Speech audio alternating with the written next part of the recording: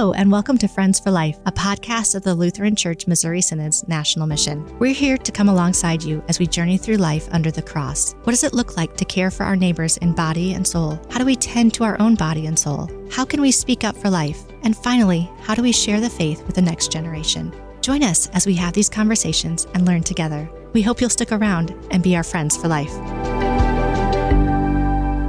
Thanks so much for joining us. I'm your host, Steph, here with my guest, Dr. Thomas Engel. In listening to this episode, we hope you'll learn a whole lot more about the foster care system and how the church can support these kids and their foster parents. Dr. Engel, welcome. Would you please introduce yourself? Yes, my name is Dr. Thomas Engel. My background is in human services, specifically with regard to the effects of displacement for children in the dependency system. I have worked as a child protective investigator, case manager supervisor, guardian ad litem supervisor. I'm also a foster parent myself, and I've also adopted a child out of foster care. Wonderful. It's so good to have you on. So, Dr. Engel, you have quite a pedigree here, so you are the guy to go to with starting off to help us learn more about foster care and then, of course, how Christians can help. Can you just kind of paint a picture for us? What is the current state of our foster care system in the United States? So currently, you're looking at roughly about 500,000 children in the United States will become involved with the child dependency system at some point during this year. That number has been rising fairly steadily by about 3 to 5% over the last 4 or 5 years. The other issue with that is that children are spending significantly more time in the system than they did previously. So you have a, underfunded, overworked system, and then you have additional children coming in and that they're staying in there for longer time frames. So that's not helping. What do you think some of the factors are that contribute to that? You said the number of kids entering the dependency system is rising and they're spending a longer amount of time. So what contributes to that? So historically, child welfare started with the focus on safety. And so that's where you saw the orphanages. An allegation of abuse and neglect would come in. They would just come in, assess safety, and immediately remove that child, stick them in an orphanage, and hope that somebody would come in and adopt them someday. And then it evolved, and then they realized that they needed to have some quality of care going on. And so that's where you see orphanages kind of being abolished, and you see the development of the foster care system, trying to put children in family-oriented situations rather than these institutional locations. Although some of those institutional-type placements still exist today, it's not a good place for kids to grow up in. And now the most recent evolution has been that they recognize that we need to do more. We need to be focused on the well-being of children. I think one of the larger reasons, though, for why kids are staying in care longer is because some of the jurisdictions don't understand that the faster you get a child to permanency, meaning you get them out of the system and find a permanent home for them, the better for them. The longer they stay in the system, the worse their outcome will become, even as adults. And I think one of the issues is that we're giving parents longer and longer time frames to work their case plans in order to try and show that they deserve to get the children put back in the home. And unfortunately, that is not to the benefit of children. So we're kind of, in my opinion, giving parents more of the benefit out. We're giving them longer time frames to try and work this instead of giving them a solid cutoff date and saying, this is where you need to achieve success or not. Can you kind of describe some of the situations where kids end up ultimately entering the foster care system? What kinds of things need to happen within the family or under the guardianship of parents for the state to step in? So it varies. And that's another frustration in my studies is that I've studied child dependency systems not only across the country, but also internationally. And so I can see that some of the figures that I've already put out there, they hold true actually for other countries as well. When you're looking at the United Kingdom, Norway, Australia. So it's not just an American issue, if you will. And so the determinations that they use to decide whether a child is going to come into care or not, it fluctuates a little bit. Each state runs child dependency different. And in some states, it can vary even from county to county. So literally what I might determine as an investigator in one state, another investigator in another state might be like, well, that doesn't qualify as far as we're concerned. And there is quite a bit of variance in that, as surprising as that might be. Tell me a little bit more about what happens then if you're an investigator to assess the family home, to assess the care of the child, and then, the process that ultimately ends up happening where children are taken from their home for a time and placed into the dependency system. So some states will have a statewide hotline, and so that will come into a centralized location, and professionals there will take the call and they'll determine whether or not it meets the allegations of child abuse or child neglect. It's usually pretty liberal in the way that they decipher that. The biggest thing is going to be, is there a way to identify the child or the caregiver? You can't just be like, I saw a kid in the park yesterday and somebody was slapping them. Well, obviously that's a problem, but if you can't get some sort of way for us to identify and locate that child, they're probably not going to take that because that's just a dead end. So that would be from the state line. Other states choose to do it on a local level. And in that sense, then you would have to figure out who the local child welfare agency is. You'd have to call that actual particular agency in order to file your concern. So once the complaint comes in, they determine that it meets the need to investigate. They'll send out an investigator. And usually that's done within either a few hours because it's considered emergent, or within the first 48 hours typically. They'll go out there, they'll make an assessment. If they decide that this child is imminently in danger, they'll go ahead and remove the child right then and there. I mean, that does happen. Other times they need to do a little bit more investigating. They'll have to contact neighbors, school, staff, and kind of figure out the bigger pictures to what's going on. Then, Dr. Engel, what is the ultimate goal then of the foster care system for both the kids and their parents? So the goal is almost always going to be reunification. Only in the most egregious instances are they going to go for an immediate, what they call TPR, which is a termination of parental rights. But almost always we're going to go for reunification. And so when the child is removed, the first thing you're going to do is engage the parents and try and figure out, are there relatives or family friends, which we would call fictive kin, that we could place a child with immediately? Because we always want to try and place that child with somebody that they're familiar with. And the national average for that is approximately 30%. 30% of these kids, when they're removed from parents, are going to end up either with family or fictive kin. The other 70% are going to end up in some either institutional care or foster care.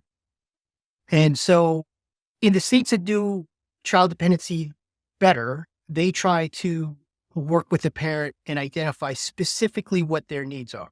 So let's say this child is being removed because of neglect, because the parents have drug issues.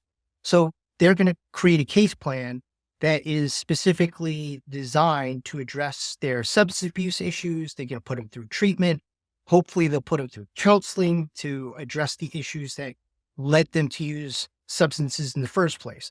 And maybe there's a parenting class. Maybe they feel that these are inexperienced adults and they're not used to parenting. So they feel maybe a parenting class might be helpful. So they try to create the case plan for the individual scenario that the family is involved in. And then typically it should be about a year that they'll give these parents in order to achieve success. And what we're hoping for is behavior change, quote unquote. We're not looking for attendance. Just because you went to substance abuse weekly for 8 months doesn't mean that you learned anything. So we want to see that the parents are demonstrating that they've learned new techniques in parenting, that they've learned how to manage sobriety, that they've learned how to manage the different emotional or mental issues that they might be dealing with in the first place. And at that point, hopefully we can start the reunification process. About what percent of children get to be reunified with their parents?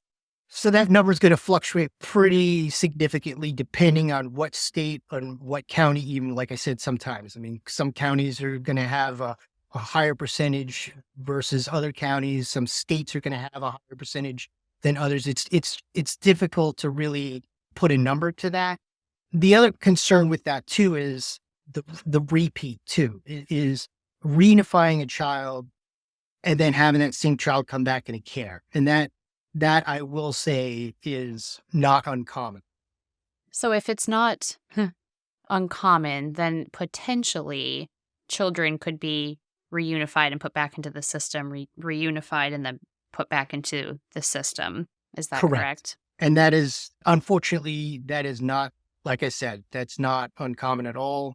You'll see a child get reunified. It seems like a good moment. And then 3 or 4 years later, you see that same child rebound back into the system. Oh.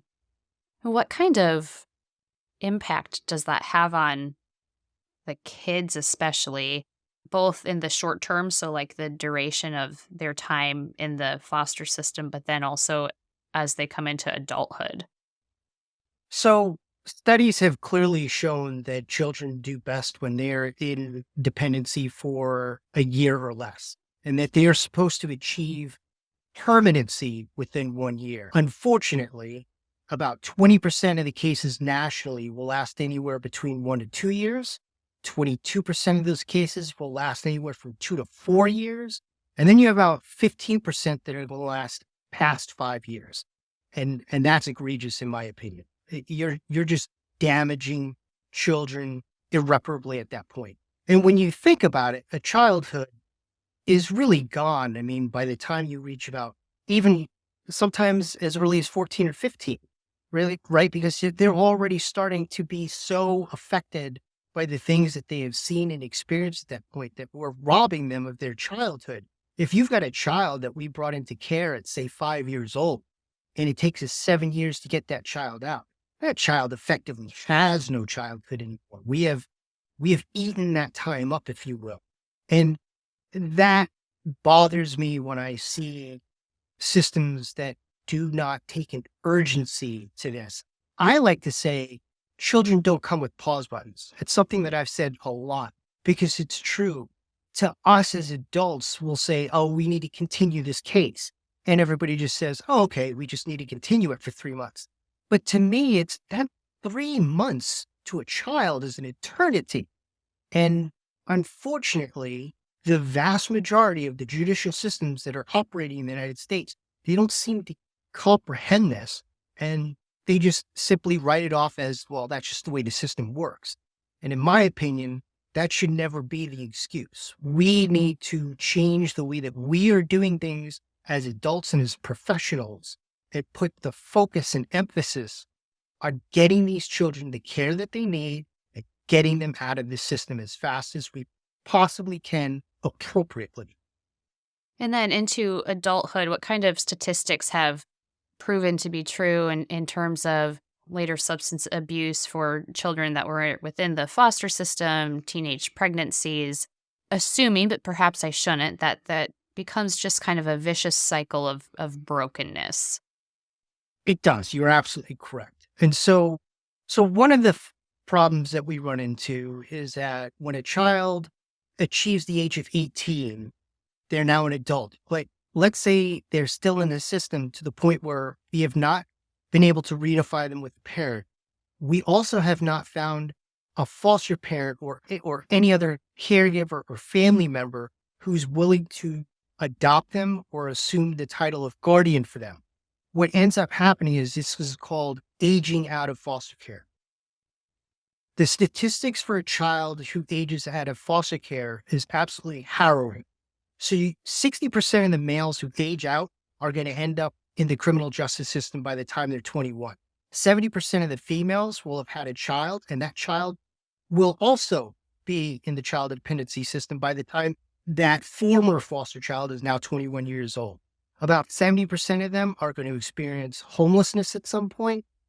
And as far as mental health illness, about 50% of them are not going to have just one mental health diagnosis, but most of them have comorbidity of psychological diagnoses. So you're talking 3 or 4 different mental health diagnoses. And again, being homeless, being unemployed, you add all of those things together, and it's no wonder why we have some of the social issues that we have today.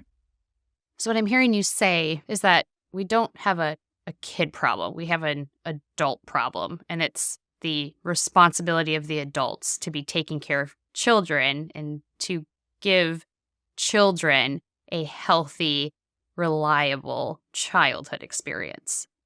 Absolutely. I mean, that's the problem, is that, like I said, as I was talking earlier about the evolution of child dependency, we are only now starting to accept the fact that we need to do a better job as far as how we're taking care of the well-being of these children.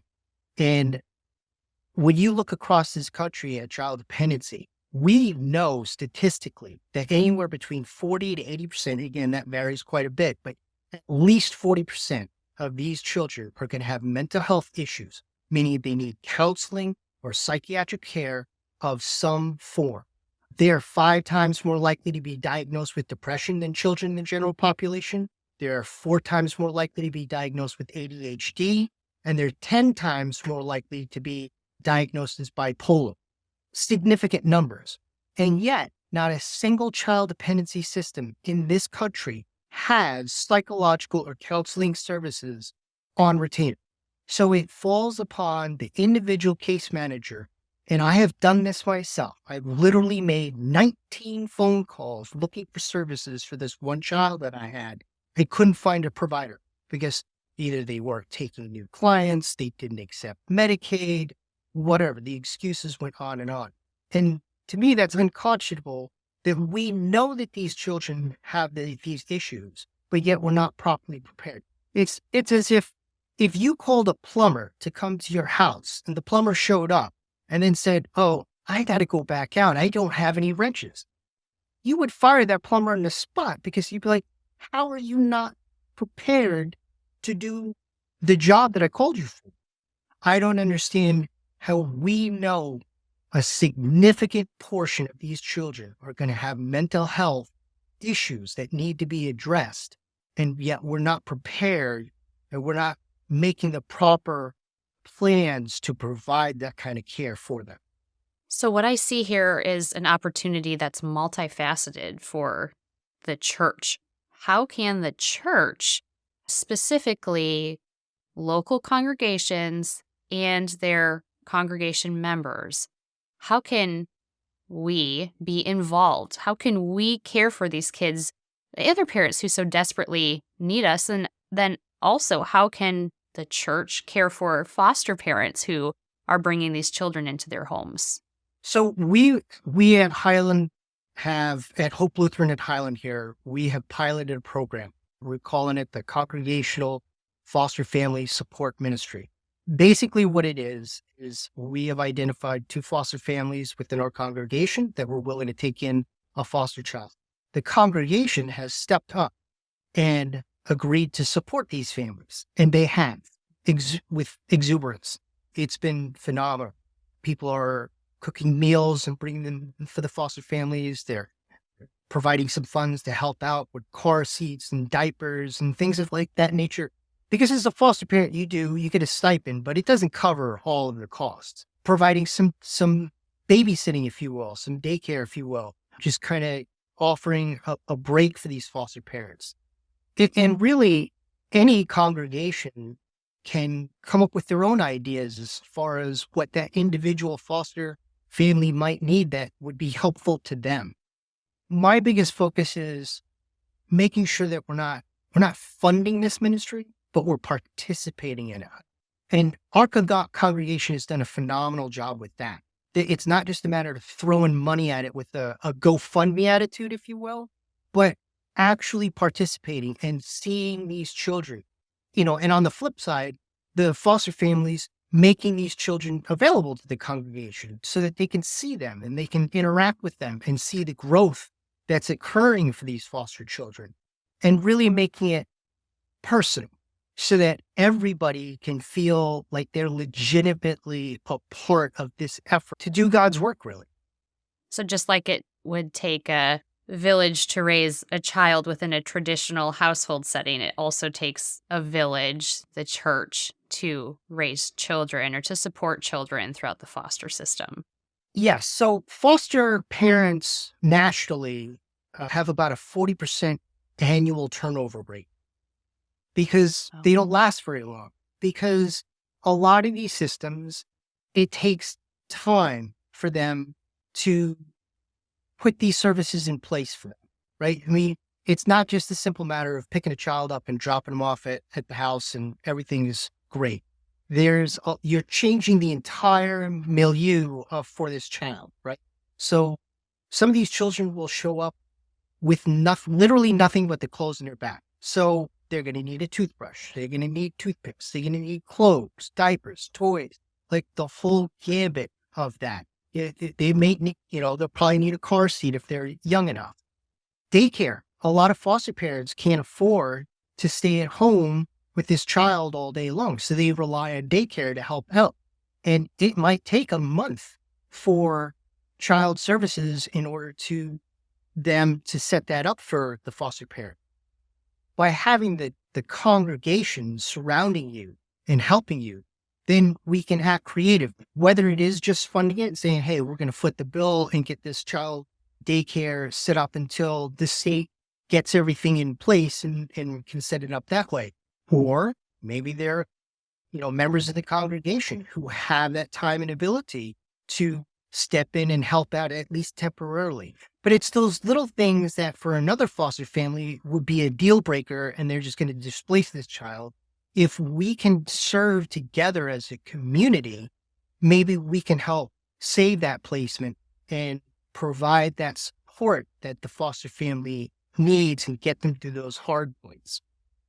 What do you think the difference is, or the impact is, especially on the child or children, when a congregation not just, funds or throws money at them or at this family, but actually participates? What kind of difference does that make for the child when you have so many hands on deck, a whole church family that loves you and is caring for you? What do you think the long-lasting impact could be?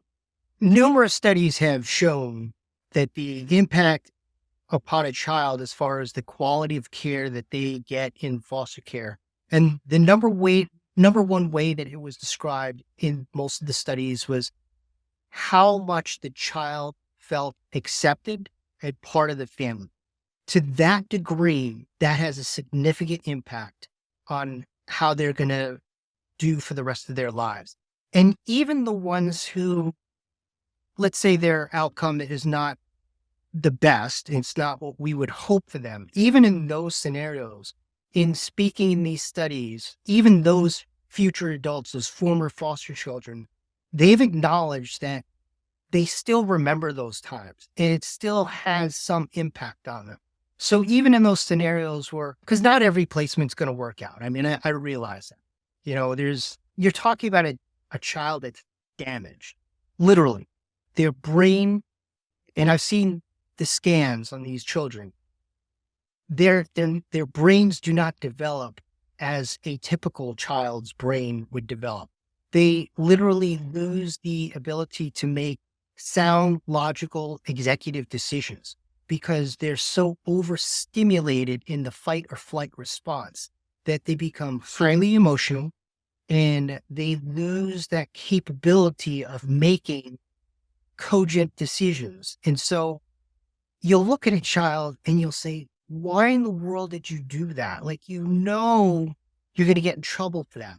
And for us, we look at that, we're like, we just can't understand it. But when you understand how their brains have literally not developed correctly, you understand that it's not their fault. And I think that's another big thing about foster care. It's not just that children need a home, they need a good home. And I think that is part of the issue too, is that when you go into foster care training, there's such an urgency because there's such a shortfall of foster parents in the nation that they just need to get you out there and they need to get a kid in your home. And they don't properly prepare a lot of foster parents, I feel, for the things that they're going to deal with. Because it's not going to be a Hallmark movie. It's not. You're not going to get a child who runs into your arms, hugs you, and then everything is fine and dandy, and you adopt that child and you ride off into the sunset.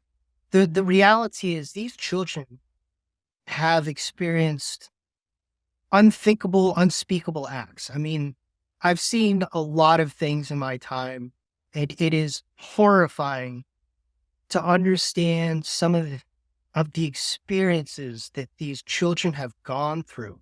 And for us to think that they're just going to understand what love is immediately is a mistake, because they don't understand it because they've never experienced it. And so we as foster parents and we as the supports in the congregation need to be able to understand that so that we can help this child and not judge them on their behaviors. Because frankly, a lot of them, they have very difficult behaviors, and again, I acknowledge that not every placement is going to work. Sometimes the situation is not, you just can't keep it together.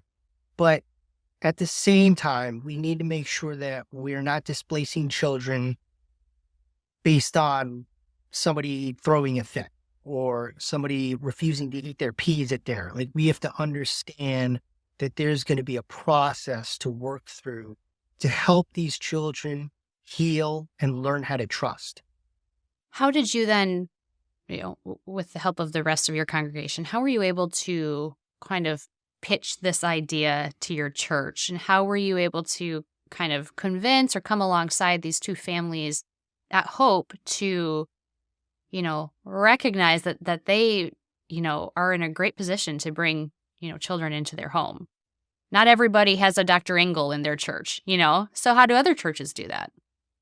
So first of all, I am more than happy to make myself available to anybody who would like to reach out and get some guidance or at least have an understanding. I've also submitted some paperwork to the LCMS that, I hope they disseminate for me as far as just some terminology that's associated with child dependency, some explanations as to the time frames and some of the technicalities of how that process works.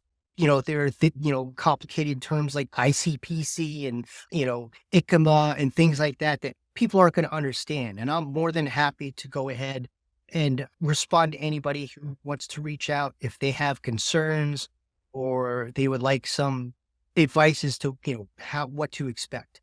But really, that's the other thing I think that we as Lutherans in particular can provide that perhaps other foster parents cannot, is that, that we comprehend that our entire religion is based on sacrifice, right? The ultimate sacrifice of our Lord. And this is not that. This is not dying on the cross, but it is a sacrifice. And I think that when we look at it in those terms, that being a foster parent, it's not about us. It's not about me stepping up so that I can get acknowledgement or praise or feel good about what I did. It's about putting myself out there, sacrificing time, like maybe I'm not going to be able to go and see the movie that I wanted to because I've got a kid who's flipping their lid today. And I got to take that time and work with that child and calm them down and get them back to the place where they need to be. And I think when you look at it in that perspective and you realize that it truly is God's work that we're doing as foster parents and as supports of those foster parents, it's not just something we're doing because it's quote unquote the right thing to do. We're doing it because we should be doing it, because that's what our religion says that we should be doing. So then how would it transform the entire state of our U.S. dependency system if every Lutheran congregation was able to identify one or two families who could foster children? What would that do? Significantly. And so right now, there are probably a few hundred minimum a few hundred children across this country right now that are sitting in an office, and that's where they're going to sleep tonight. There are a few hundred others who are going to go to a one-night placement. They're going to pack up all their belongings in a garbage bag, because that's what we do, because they don't have suitcases or nice travel gear. So we grab a garbage bag, we put their belongings in it, and we ship them over to this foster house that will take them for the evening. But they're not a long-term placement. So we pick them up in the morning. We might take them to a rec center, if you will, for the day. If they're lucky, they get to go to school. But a lot of these kids won't go to school because you need a permanent address in order to qualify to go to school. So, these are the unknown secrets of child dependency, unfortunately. So you got a child that's not going to school, and then that evening, we don't know where they're going to go. It might take us until 10 o'clock at night before we find another place that will take them for the evening. So you have these children that are literally just going to these night-to-night placements for a week, 2 weeks, a month. If there are 6,000 congregations in the LCMS across the country, if half of those stood up and took one foster child per congregation, we would eliminate that, basically. We would eliminate that overnight travesty that is occurring. And so, again, that was the focus of my studies, is that, you talk about, and neglect is they've actually found that neglect is more traumatizing than actual physical abuse. Neglecting a child is going to have a greater impact, and it's going to be harder to change the effects of than physical abuse. And so you have a child now who has been seriously traumatized. The state walks in and they remove that child from that trauma, and we all clap because they've done a great job. That's the problem. That's not the end of the story. We need to find a good home for that child, and it has to be stable. We can't just keep displacing it. Every time we displace a child, you create more trauma. When you put a child in these night-to-night situations like I just described, or sleeping in an office, you're traumatizing that child again, because it becomes crystal clear to that child that there is no one on this earth that cares enough about them. They get that. They get that sleeping on a cot in an office is for a reason. It's because no one wants them. And no child should ever have to come to that conclusion. But that's what's happened. So in conclusion, Dr. Engel, is, you have an opportunity to send out a nationwide plea for folks to be involved. What would you have to say to our listeners, or how would you ask them to consider helping in such a way? I would ask anyone to prayerfully consider your scenario, your situation right now, and really ask yourself whether you're capable of being a foster parent or not. Because I do. I respect the fact that not everyone has that ability. They either don't have, the means or the time because of the type of job they have. I get that. But if that's a possibility, truly ask yourself why you're not doing it then. What is the reasoning that you're coming up with to say no to that? And ask yourself, is that really legitimate? Because the question I like to ask is, if a child knocked on your front door right now and told you that they had no place to stay and there was no one on earth willing to care for them, would you close your door? Would you just shut the door on them and say, I'm sorry, I'm not capable? Because that child is knocking right now. Literally, these children are there. The need is there. And so I think that's the big difference between this ministry versus other foster parents. We're not just doing it because it's something to do. We're doing it because this is the very teachings of Jesus. He makes it very clear, and it should be crystal clear to us that we should be doing what we can. And if you're not capable of being a foster parent, then you should be thinking about how you can support a foster parent. And it really should be somebody within the congregation, because there are a lot of confidentiality issues, and trying to find somebody, outside of the congregation, it would be very sticky. So it's better to try and do this as a congregation. It simplifies a lot of issues. And I think it also shows the unity of our Christian community. I mean, what better way to show people what a Christian and what a Lutheran truly is than by us stepping up as congregations and making this our mission, our ministry. There are other ways to help out. One, if I may quickly, is the guardian ad litem, or CASA, which stands for Court-Appointed Special Advocate. These are volunteer positions that you can advocate for a child in the courtroom. You don't need to be a lawyer. You don't need legal experience. You'll get some training on that. They'll work with you on that. The good programs will help you out with that.